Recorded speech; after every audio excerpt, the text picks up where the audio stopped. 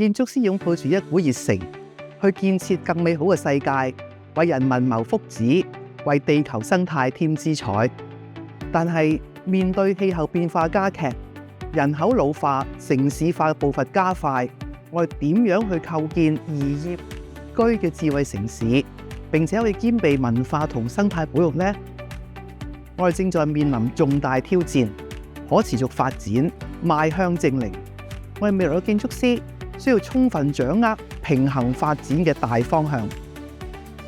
香港理工大學嘅建築學榮譽理學士課程喺實踐傳統設計嘅同時，亦都係專注於創新嘅基礎設計，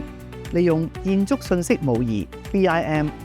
地理信息系統 GIS、人工智能 AI 同埋擴增實境、虛擬實境 AR、VR 等等嘅先進技術，去確保新建設嘅可持續性同埋環境友好性。我哋強調喺建設嘅同時咧，特別係大型項目，必須考慮到社區嘅整體發展，涵蓋關懷社會、保育文化、保護生態與發展設施相輔相成，而項目管理咧更加係必須到位。